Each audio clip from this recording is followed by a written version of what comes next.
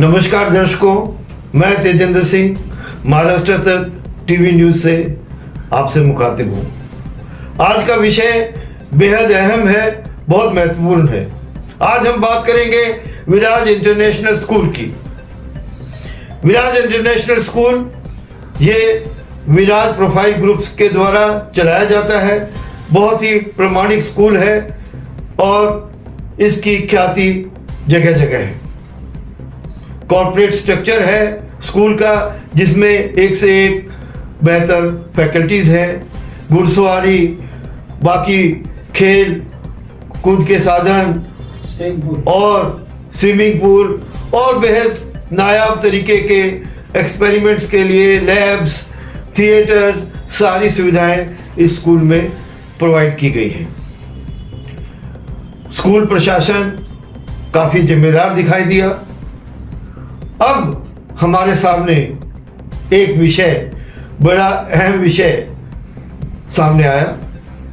हमें पता लगा कि स्कूल के एक कर्मचारी, जिनका नाम श्रीमान अनिल खरत जी हैं, उनके भाई श्री रमेश जी, उनके दूसरे रिश्तेदार मिस्टर भगवान जी, तीनों व्यक्तियों ने आगे बढ़कर हमें बताया कि उनके साथ दुर्व्यवहार हुआ है और उन्होंने एट्रोसिटी एक्ट के तहत मुकदमा पुलिस स्टेशन में, लोकल पुलिस स्टेशन में पंजीकृत कराया है। आपको इस एफआईआर की कॉपी भी हम दिखाएंगे, अवेलेबल कराएंगे। आगे हम आपको बता दें, विषय गंभीर होने के कारण एक नामचीन कंपनी के ऊपर, कंपनी के ऑफिसर्स के ऊपर और स्कूल प्रशासन के ऊपर, क्योंकि बहुत बड़े इल्जाम लगे थे, हमने सोचा कुछ तहकीकात की जाए। इस विषय में हम स्कूल में गए, स्कूल का दौरा किया, जानकारी एकत्रित की, स्कूल प्रशासन से मिले, विराज प्रोफाइल्स के अधिकारियों से मिले। हमें सूचना मिली कि स्कूल में मिस्टर अनिल खरत नाम के एक व्यक्ति को नौकरी से निकाला गया है।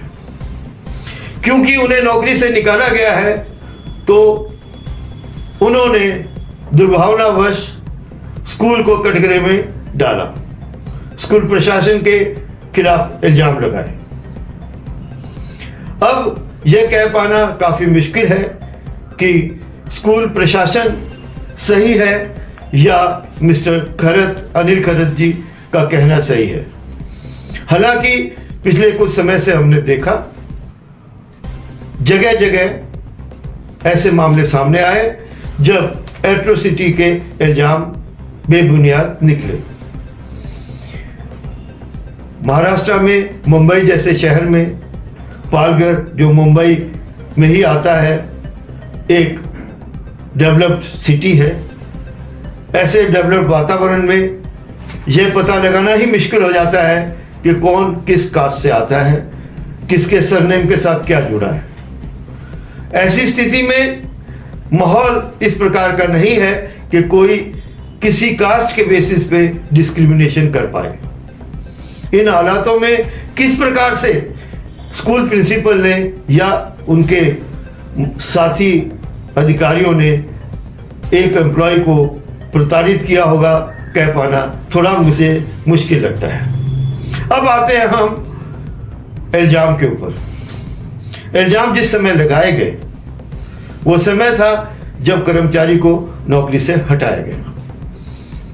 हम समझ सकते हैं, नौकरी जाने के बाद तो बहुत कुछ याद आने लगता है। स्कूल प्रशासन ने फिर हमें आगे बताया कि जब श्री खरत कार्यरत थे उस समय में घोड़ों को, जो इनकी ड्यूटी थी घोड़ों की साथ संभाल करना और नए स्टूडेंट्स को घुड़सवारी सिखाना, तो घोड़ों की साथ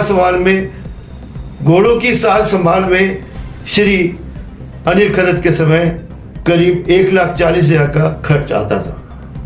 1,40,000 घोड़ों को खिलाने में, उनके दवा दारू में, उनको दी गई डाइट में यह खर्च आता था। अब उनकी जगह एक दूसरे व्यक्ति को ड्यूटी पे रखा गया है, जिनका नाम बताया जा रहा है श्री रविंद्र पराले साहब। रविंद्र पराले जी के समय में प्रशासन का, स्कूल प्रशासन का, अधिकारियों का ऐसा कहना है कि अब घोड़ों के फॉडर पे उनके रख रखाव में सिर्फ 40 से 45 हज़ार रुपये का खर्च आता है। इस प्रकार से स्कूल प्रशासन का ऐसा कहना है कि 1 लाख का अधिक खर्च पहले वाले व्यवस्था में, जब अनिल खरत जी इस व्यवस्था को संभालते थे, अधिक आता था। जब इस कमाई का जरिया टूट गया तो निसंदेह अनिल जी को तकलीफ महसूस होगी। अब ये आने वाला समय ही बताएगा, जब हमारे पास पुख्ता जानकारी और बिल्स और सभी चीज़ें सामने आएंगी कि असलियत क्या है। मोर और लेस अगर सामने आए फैक्ट्स को देखें तो हमें समझ में आता है कि मामला कोई खास अहमियत नहीं रखता है और एट्रोसिटी जैसे खतरनाक धाराओं के तहत किसी अधिकारी को, कर्मचारी को, स्कूल प्रिंसिपल को ऐसे वातावरण में जो शिक्षक है, स्टूडेंट्स को पढ़ा रहा है, उन्हें ह्यूमिलिएट किया जाए, यह उचित नहीं होगा। आज के लिए बस इतना ही, फिर मिलेंगे एक अगले बुलेटिन के साथ। जय हिंद, जय महाराष्ट्र, जय हिंद। रावत जी, तो आप क्या देख रेख क्या करते हैं, क्या काम करते हैं? इनको खाना पीना अच्छे से मिलता है कि नहीं, अच्छा, साफ सफाई होती है कि नहीं रोज। अच्छा, तो पिछले कुछ समय से, जनवरी से पहले और जनवरी के बाद क्या आप महसूस कर रहे हैं घोड़ों के रख रखाव में कुछ बदलाव आया है या वैसा ही है? कुछ खाने पीने में कुछ कमी आई है क्या जनवरी के बाद? बराबर है, बराबर सब मिल रहा है, बराबर तंदुरुस्त भी है। अच्छा, तंदुरुस्त है। मतलब जो इससे पहले मिस्टर श्रीमान अनिल जी देख रेख करते थे और सुनने में आया कि उसके बाद इंस्पेक्टर जो है आपके यहाँ बदली हो गए हैं, तो नए इंस्पेक्टर के आने के बाद खाने में कोई कमी आई, घोड़े की देख रेख में कुछ कमी है? नहीं, बराबर है, बराबर है। आप संतुष्ट हैं? हाँ। कोई परेशानी नहीं? नहीं। टीचर के साथ मैं रमेश खरात, अनिल खरात का भाई हूँ बड़ा। अच्छा, सर 25 जनवरी को हमारे जो काम करते हैं भाई लोग, वो स्कूल में प्रिंसिपल और मैनेजमेंट, इन लोग ने जो बाबा साहेब अम्बेडकर के खिलाफ जो अपशब्द बोले, उनका हम जाहिर निषेध करते हैं हमारे परिवार से। और हमारी ये मांग है कि इन लोग को एट्रोसिटी एक्ट अंतर्गत गुनहगार जो है उनको त्वरित अटक होना चाहिए। और दूसरा ऐसा है कि शासन की तरफ से जो हमारे पीड़ित है अनिल भाई और उनके साथ में, उनको रोजगार योजना मिलना चाहिए।